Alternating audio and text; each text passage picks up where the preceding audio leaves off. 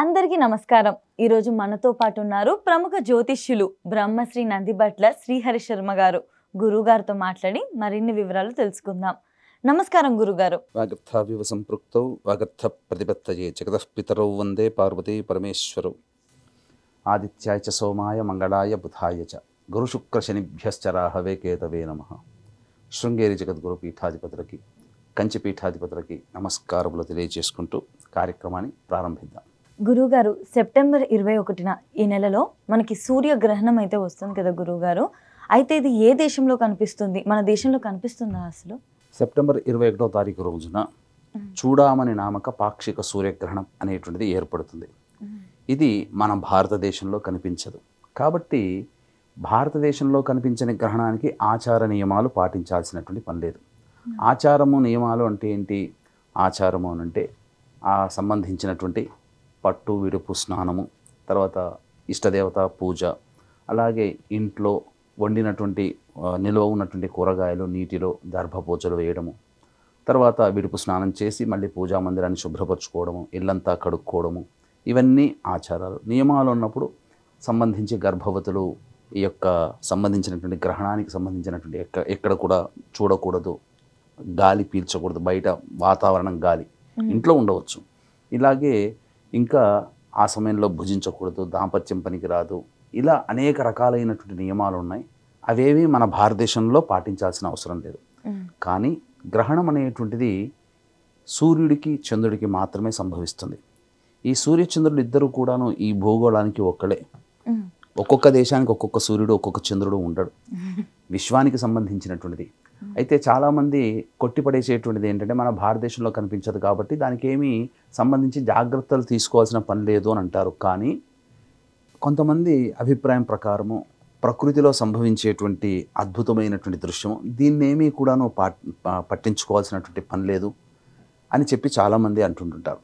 వాస్తవమే, ప్రకృతిలో అద్భుతమైనటువంటి దృశ్యం. ఎందుకంటే చంద్రగ్రహణం ఉన్నప్పుడు, సూర్యగ్రహణం ఉన్నప్పుడు పండు వెన్నెల విరజిమ్మేటువంటి చంద్రుడు కొద్దిసేపు అంతర్ధానం అయిపోతాడు.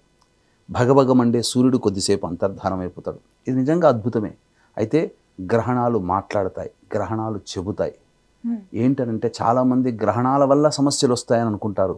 కానీ గ్రహణాలు వచ్చినప్పుడు సమస్యలు వస్తాయని చెప్పి గ్రహణాలు తెలియచేస్తాయి. భవిష్యత్తులో సమస్యలు వస్తున్నాయి, జాగ్రత్త పడండి అని చెప్పి సూచించేవి గ్రహణాలు. కాబట్టి ఇటువంటి గ్రహణాలు అనేటువంటివి ఉన్నప్పుడు ఇది విశ్వానికి సంబంధించి, విశ్వం అంటే చెట్లు చేమలు నదులు పర్వతాలు సముద్రాలు ఇవే కాదు, విశ్వంలో మనము ఒక భాగం, ప్రకృతిలో మనము ఒక భాగం, మనుష్యులము జీవజాలము కూడా. కాబట్టి ఎక్కడ గ్రహణాలు ఏర్పడినా భూమి మీద నివసించేటువంటి జీవజాలం మీద ఈ గ్రహణ ప్రభావం ఉంటుంది. అందుకనే అనేక గ్రహణాలు ఏర్పడినటువంటి సందర్భంలో తదనంతర కాలంలో తీవ్రవాద కార్యకలాపాలు జరిగి ఇబ్బందులు పడడము, లేకపోతే భూకంపాలు రావడము, సునామీలు రావడము, చాలామంది నష్టం జరుగుతుంది. అంటే మరి ఎక్కడో ప్రకృతిలో చెట్లు చేమలకే జరగాలి కదా, సముద్రంకే జరగాలి కదా, మరి మనుషుల మీద ఎందుకు ప్రభావం చూపుతుంది? ఎందుకు గ్రహణాల తదనంతరం తీవ్రమైనటువంటి ఇబ్బందులు కలిగి చాలామంది ఇబ్బందులకు గురవుతున్నారు, మరణానికి గురవుతున్నారు? అంటే సమస్యలు వస్తాయని చెప్పి గ్రహణం మనకు తెలియజేస్తుంది. కాబట్టి వీక్షించేటువంటి ప్రేక్షకులు కూడా ఈ గ్రహణం అనేటువంటిది సెప్టెంబర్ 21వ తారీఖు రోజున ఉత్తర నక్షత్రయుక్త కన్యా రాశిలో ఏర్పడుతుంది. కాబట్టి ఈ కన్యా రాశిని బేస్ చేసుకొని కొన్ని రాశుల్లో జన్మించినటువంటి వారికి కొన్ని ఇబ్బందికర పరిస్థితులు అనేటువంటివి ఉంటాయి అని చెప్పవచ్చు. ఒకసారి ఇంకా వివరంగా అసలు ఏ రాశుల వారిపైన ఈ ప్రభావం అనేది ఉంటుంది, దానికి పరిహారం ఏంటి అనేది ఒకసారి వివరిస్తారా గురుగారు? మనం చెప్పుకున్నట్టుగా కన్యా రాశిలో ఏర్పడుతున్నటువంటి సూర్యగ్రహణ ప్రభావం వల్ల కన్యా రాశిని బేస్ చేసుకొని కుంభరాశి వారికి అష్టమ స్థానంలో, మిథున రాశి వారికి అర్ధాష్టమ స్థానంలో, అలాగే కన్యా తులా రాశి వారికి సంబంధించి ఈ ద్వితీయ ద్వాదశాల్లో ఏర్పడుతున్నటువంటి గ్రహణ ప్రభావం చేత ముఖ్యంగా ఈ కుంభ మిథున కన్యా తులా రాశిలో జన్మించినటువంటి ప్రభావం ఎక్కువగా ఉంటుంది. అలాగే సంబంధించినటువంటి ఇంకా చూసుకున్నట్లయితే వృషభ రాశి వారికి, మకర రాశి వారికి, మీన రాశి వారికి ఈ సంబంధించినటువంటి గ్రహణ ప్రభావం, సింహరాశి వారికి గ్రహణ ప్రభావం మధ్యస్థంగా ఉంటుంది. ఎవరికి శుభంగా ఉంటుంది అని అంటే మేషరాశి వారికి, కర్కాటక రాశి వారికి, వృశ్చిక రాశి వారికి, ధనుస్సు రాశి వారికి సంబంధించి ఉంటుంది. ప్రభావము చాలా తక్కువగా ఉంటుంది. అందరికీ కూడా ఈ మేష కర్కాటక వృశ్చిక ధనుస్సు రాశిలో జన్మించినటువంటి వారికి శుభయోగం అనేటువంటిది కలుగుతుంది. మొన్న మనం చేసినటువంటి అనేక ప్రసార మాధ్యమాల్లో చంద్రగ్రహణ ప్రభావానికి సంబంధించి చేసినప్పుడు కన్యా రాశి వారికి బాగుంటుందని చెప్పారు, నా జాబ్ పోయిందని చెప్పి ఒకరు కామెంట్ పెట్టారు. కానీ ఈ కన్యా రాశిలోనే గ్రహణ ప్రభావం అనేటువంటిది 15 రోజుల తేడాతో మళ్ళీ సూర్యగ్రహణం వస్తుంది. కాబట్టి కన్యా రాశి వారికి చంద్రగ్రహణ ప్రభావం బాగున్నప్పటికీ సూర్యగ్రహణం అనేటువంటిది కన్యా రాశిలో ఏర్పడుతున్నటువంటి కారణం చేత కన్యా రాశి వాళ్ళు ఇబ్బందులు పడుతున్నారు. మరి చేస్తున్నటువంటి జాబు పోయిందని తార్కాణం మనకు అనిపిస్తుంది కదా. కాబట్టి వీక్షించేటువంటి యూటీవీ ప్రేక్షకులు కూడా గమనించాల్సినటువంటి అంశం ఏంటంటే సెప్టెంబర్ 7వ తారీఖు రోజున ఏర్పడినటువంటి చంద్రగ్రహణ ప్రభావం వలన కొన్ని రాశుల వారికి ఇబ్బంది, అలాగే రేపు రాబో 21వ తారీఖు రోజున ఏర్పడేటువంటి సూర్యగ్రహణ ప్రభావం వలన కొన్ని రాశుల వారికి. కాబట్టి ఏతావాత చెప్పుకొచ్చేది ఏమిటంటే చంద్రగ్రహణం సంబంధించి కర్కాటక రాశి వారికి అవయోగం అని చెప్పారు, కానీ ఈ సూర్యగ్రహణం వల్ల కర్కాటక రాశి వారికి యోగం.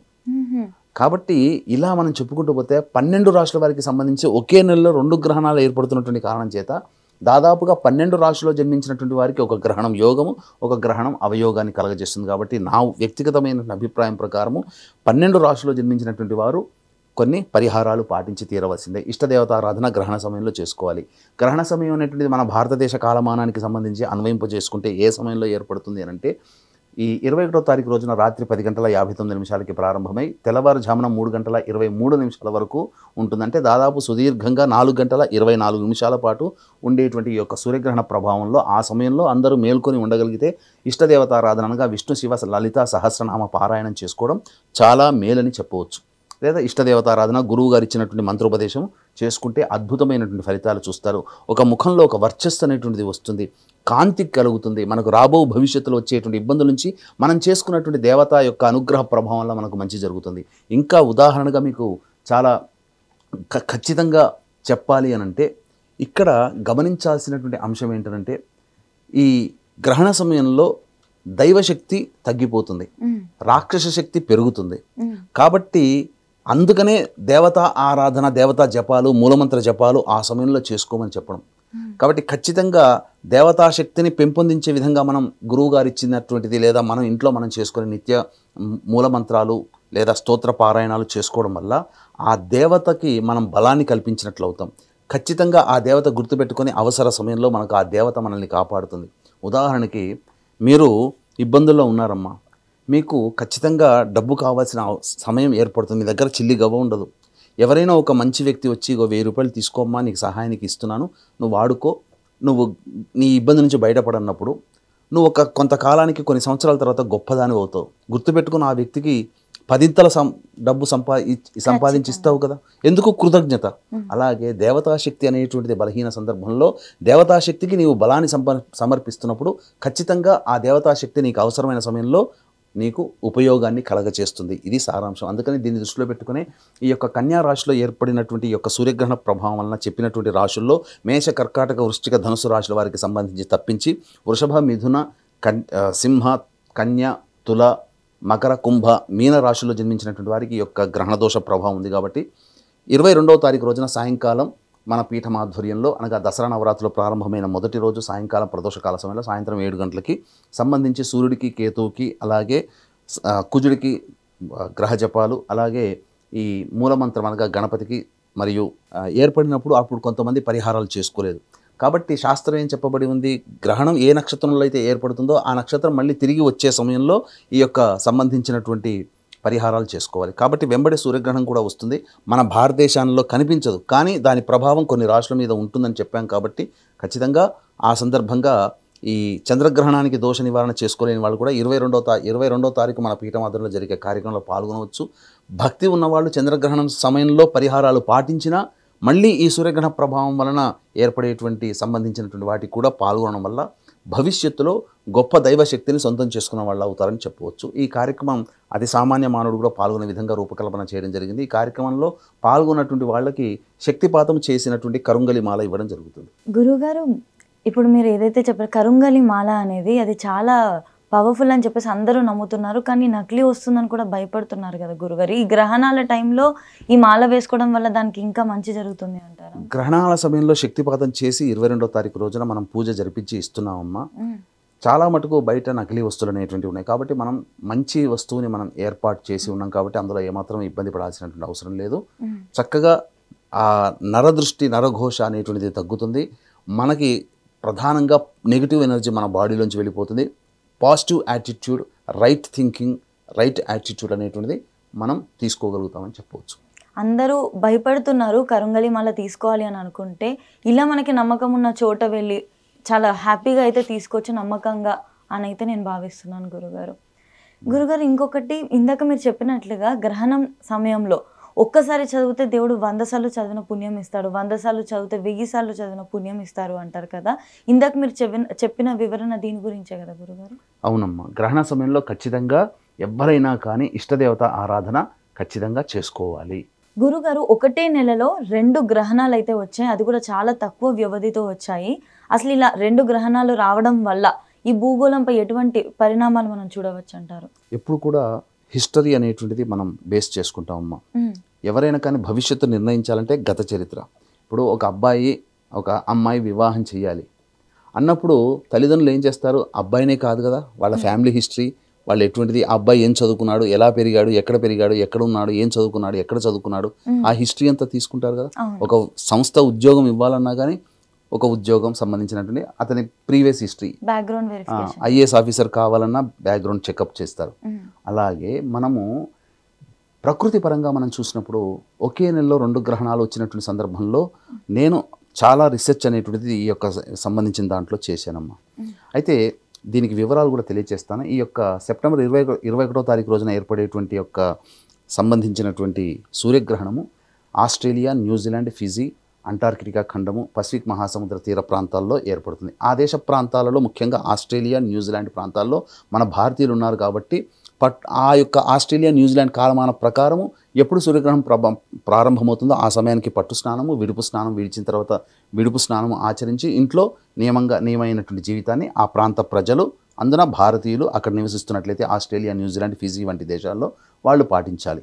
ఇక కమింగ్ టు ద పాయింట్ మనం వచ్చినట్లయితే ఒకే నెలలో 2 గ్రహణాలు అనేటువంటిది ఏర్పడిన సందర్భంలో 1947వ సంవత్సరం నుంచి స్వాతంత్రం వచ్చినప్పటి నుంచి రీసెంట్గా 2022 వరకు కూడా, ఇంకా చెప్పాలంటే 2025 ఈ సంవత్సరం మార్చి వరకు కూడా రీసెర్చ్ చేసినటువంటి ఫలితాలు అనేటువంటివి నేను వీక్షించేటువంటి ప్రేక్షకులకు ముందు పెడతాను. మీరు గూగుల్లో ఎక్కడైనా కానీ సెర్చ్ చేసుకోవచ్చు.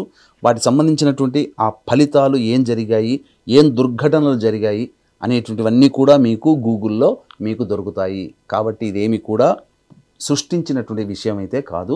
అయితే ఈ ఒకే నెలలో 2 గ్రహణాలు అంటే, ఒకే నెల అంటే మనం పిలుచుకునేటువంటి గ్రెగోరియన్ క్యాలెండర్ ప్రకారం జనవరి, ఫిబ్రవరి, మార్చి కాదమ్మా, తెలుగు మాసాలు చైత్రము, వైశాఖం, జ్యేష్టం, ఆషాఢం, శ్రావణం, భాద్రపదం ఇలా. అయితే అన్నిటికన్నా భాద్రపద మాసంలో ఒకే నెలలో 2 గ్రహణాలు ఏర్పడడం ప్రభావం వలన ప్రధానంగా హైందవేతరుల యొక్క శక్తి తగ్గుతుంది. అంటే హైందవేతరులు అంటే సనాతన ధర్మాన్ని పాటించేటువంటి దేశము తప్ప మిగతా దేశాలలో అల్లర్లు చెలరేగుతాయి, కొన్ని ఇబ్బందికర పరిస్థితులు అనేటువంటివి ఉంటాయి. ముఖ్యంగా ఈ యొక్క భాద్రపద మాసంలో వచ్చేటువంటి సూర్యగ్రహణ ప్రభావం వలన నేపాల్ వంటి దేశంలో, ఆఫ్ఘనిస్తాన్ మరియు అలాగే ఈ సంబంధించినటువంటి బంగ్లాదేశ్, పాకిస్తాన్ వంటి దేశాలలో కూడా ఇబ్బందులు అనేటువంటివి కలుగుతాయి అని చెప్పి మనం చెప్పడం జరుగుతుంది. అలాగే మత ఛాందసవాదంగా పిలుచుకొని మతమే పెరగాలని ఆలోచన చేసేటువంటి వాళ్ళ దేశాలన్నింటిలో కూడా ఇబ్బందికర పరిస్థితులు అనేటువంటివి తలెత్తుతాయి. కాబట్టి మనం చూసుకున్నట్లయితే ఆ యొక్క సంబంధించినటువంటి హిస్టరీ ప్రకారం కనుక చూసుకున్నట్లయితే ప్రధానంగా ఈ ఒకే నెలలో ఒక చంద్రగ్రహణం, ఒక సూర్యగ్రహణ ప్రభావం ఏర్పడినప్పుడు తదనంతర పరిణామాలు అనేటువంటివి ఏం జరిగాయి అనేటువంటిది మీకు తెలియజేస్తాను. ప్రధానంగా బెస్ట్ ఎగ్జాంపుల్ చెప్పాలి అంటే మహాభారత యుద్ధం జరుగుతున్నటువంటి సందర్భంలో మహాభారత యుద్ధానికంటే ముందు ఒకే నెలలో 2 గ్రహణాలు ఏర్పడినటువంటి కారణం చేత సృష్టి వినాశనంలో ద బిగ్గెస్ట్ వరల్డ్ వార్ అనేటువంటిది జరిగింది. కోట్ల మంది ఆ మహాభారత యుద్ధంలో చనిపోయారు. దానికి కారణం అంతకుముందు ఏర్పడినటువంటి 2 గ్రహణాల ప్రభావం. అలాగే 47 సంవత్సరం నుంచి 1947 సంవత్సరం నుంచి అని చెప్పాను కదా, మీకు కొన్ని డీటెయిల్స్ డేటా అనేటువంటిది ఇస్తానమ్మా. ఆ డేటా మీరు గూగుల్లో సెర్చ్ చేసుకున్నా మీకు దొరుకుతుంది. 23 ఏప్రిల్ 1948 రోజున చంద్రగ్రహణం, అలాగే 9 మే 1948న సూర్యగ్రహణం ఏర్పడింది. ఈ ప్రభావ తదనంతరం 14 మే 1948లో ఫస్ట్ అరబ్ కంట్రీస్ మీద ఇజ్రాయెల్ దాడి అనేటువంటిది జరిగింది. అరబ్ ఇజ్రాయెల్ మధ్యన యుద్ధం, ఫస్ట్ యుద్ధం అప్పటి నుంచి స్టార్ట్ అయింది. అప్పటి నుంచి స్టార్ట్ అయిన యుద్ధం ఇప్పటికీ కూడా కొనసాగుతుంది అరబ్ కంట్రీస్ ఇజ్రాయెల్ మీద. మొన్ననే యుఏఈ సంబంధించినటువంటి నగరం దోహా మీద ఇజ్రాయెల్ 2000 కిలోమీటర్ల పైగా ప్రయాణం చేసి మిసైల్స్ దాడి చేసి వచ్చింది. ఇప్పుడు అదే బర్నింగ్ టాపిక్ అవుతుంది. ఇక 5 సెప్టెంబర్ 1941 చంద్రగ్రహణం, 21 సెప్టెంబర్ 1941లో సూర్యగ్రహణం. ఈ ప్రభావం వలన సెకండ్ వరల్డ్ వార్ అనేటువంటిది తదనంతరం స్టార్ట్ అయింది. తర్వాత 29 ఏప్రిల్ 1976లో చంద్రగ్రహణం, 13 మే 1976లో సూర్యగ్రహణం ఏర్పడింది. అప్పుడు 28 జూలై 1976 సంవత్సరంలో అనగా ఏర్పడిన మే తర్వాత ఎందుకంటే గ్రహణ ప్రభావం ఎప్పుడు కూడాను గ్రహణం అయిన తర్వాత కనీసం 4 నెలల వరకు దాని ప్రభావం ఉంటుంది. దీని ప్రకారం 28 జూలై 1976లో టంక్షన్, చైనా యొక్క రాష్ట్రం టంక్షన్లో అత్యంత భారీ భూకంపం ఏర్పడి 6,55,000 మంది మరణించారు. ఇక 15 డిసెంబర్ 1982 సూర్యగ్రహణం, 30 డిసెంబర్ 1982 చంద్రగ్రహణం. దీని కారణం వల్ల జనవరి, ఫిబ్రవరి, మార్చి 1983 సంవత్సరంలో జనవరి, ఫిబ్రవరి, మార్చి మన భారతదేశంలో అల్లర్లు చెలరేగి అస్సాంలో దాదాపు 545 మంది బోడో అటాక్స్ అనేటువంటి జరిగింది. కారణం చేత దాదాపు మన భారతీయులు 500 మంది అస్సాంలో చనిపోవడం జరిగింది. ఇక 30 అక్టోబర్ 2005 సూర్యగ్రహణం, 17 అక్టోబర్ 2005 చంద్రగ్రహణం. ఈ కారణం వల్ల అక్టోబర్ 8, 2005 సంవత్సరంలో కాశ్మీర్లో భూకంపం ఏర్పడి 1,00,000కు పైగా మరణించడం జరిగింది. అలాగే 30 డిసెంబర్ 2009 చంద్రగ్రహణం, 15 జనవరి 2010 సూర్యగ్రహణం. ఈ కారణం వల్ల హైతీ దేశంలో భూకంపం ఏర్పడి 2,00,000 పైగా మరణించడం జరిగింది. ఇక వెరీ రీసెంట్గా 25 అక్టోబర్ 2022 సూర్యగ్రహణం, 8 నవంబర్ 2022 చంద్రగ్రహణం. ఈ కారణం వల్ల టర్కీ, సిరియాలో ఈ తదనంతరం భూకంపం ఏర్పడి 50,000 మందికి పైగా చనిపోయారు. వెరీ వెరీ వెరీ రీసెంట్గా ఈ 14 మార్చి 2025 సంవత్సరంలో చంద్రగ్రహణం, 29 మార్చి 2025 సంవత్సరంలో సూర్యగ్రహణం ఏర్పడినటువంటి కారణం చేత తదనంతర పరిణామాల్లో ఆ గ్రహణాలు ఒకే నెలలో రావడం వల్ల మన భారతదేశంలో లేవు. కానీ ఈ కారణాల వల్ల ఏమైపోయింది, మొత్తం కూడా భారతదేశమే విక్టిమ్. 283 మంది విమాన ప్రమాదంలో చనిపోయారు. పహల్గామ్ దాడి జరిగి పక్కనున్న దేశం మీద మనం యుద్ధం చేయడం జరిగింది. అలాగే అమెరికాలో ఈ 2 గ్రహణాలు ఏర్పడినటువంటి కారణం చేత ఒక ఆలోచన లేని ఒక తుగ్లక్ వ్యక్తి లాంటి వ్యక్తి అమెరికా అధ్యక్షుడై అనేక దేశాల మీద సుంకాలు విధించి అమెరికాని ప్రపంచ దేశాలకి దూరం చేసే నిర్ణయాలు తీసుకుంటున్నాడు. తత్కారణం వల్ల ఎవరు ఇబ్బంది పడుతున్నారు, అమెరికా ఇబ్బంది పడుతుంది. అట్లాగే ఈ యొక్క భాద్రపద మాసంలో ఒకే నెలలో 2 గ్రహణాల ప్రభావం ఏర్పడుతున్నటువంటి కారణం చేత హైందవేతరుల యొక్క శక్తి సన్నగిల్లుతుంది. హైందవేతరులు చాలామంది నష్టపోతారన్నప్పుడు హైందవ సనాతన ధర్మాన్ని పాటించే భారతదేశము, ఇతర దేశాలు ఏవైతే ఉన్నాయో అవి చాలా అద్భుతంగా పైకొస్తాయి. మన భవిష్యత్తులో మన భారతదేశం విశ్వగురు స్థానానికి చేరుకుంటుంది అని చెప్పడానికి ఇది నాందిగా నిలవబోతుంది ఈ గ్రహణ ప్రభావం. తదనంతర కాలంలో భారతదేశానికి బంగారం లాంటి భవిష్యత్తు అనేటువంటిది మనం ఆశించవచ్చు. మళ్ళీ చెప్తున్నానండి, ఈ యొక్క 21వ తారీఖు రోజున ఏర్పడేటువంటి సూర్యగ్రహణ ప్రభావం మన భారతదేశంలో కనిపించదు. ఆచార నియమాలంటే పట్టు, విడుపు, స్నానంలో అనేటువంటివి, నిలవ ఉండేటువంటి పదార్థాలు, దర్భపోచలు ఇట్లాంటివి పాటించాల్సిన అవసరం లేదు. కానీ కన్యారాశిలో ఏర్పడుతున్నటువంటి గ్రహణ ప్రభావం వలన ఈ కర్కాటక సంబంధించి కర్కాటక, వృశ్చిక, మేషరాశి వారికి తప్ప మిగతా అన్ని రాశుల వారికి చెడు జరగబోతుంది. చెడు అంటే ఏం లేదండి, ఇక్కడ మంచి చెడు అని అంటే, మంచి అంటే 100 రూపాయల లాభం వచ్చే చోట 500 రూపాయల లాభం రావడం. చెడు అని అంటే 100 రూపాయలు నష్టపోయే చోట 1000 రూపాయలు నష్టపోవడం, అనుకున్న పనులు సాగకపోవడం, అలాగే ప్రతి దాంట్లో వ్యతిరేకత రావడము, మనకు కన్ఫామ్ అవుతుంది కూడా మనకు దూరం జరగడం, ఇలా అనేక రకాలుగా మనం చెడుగా మనం చెప్పవచ్చు. అంతే తప్ప చెడు అంటే భవిష్యత్తులో ఇక తిరిగి కోలుకోలేనంత చెడు అయితే ఏం జరగదమ్మా.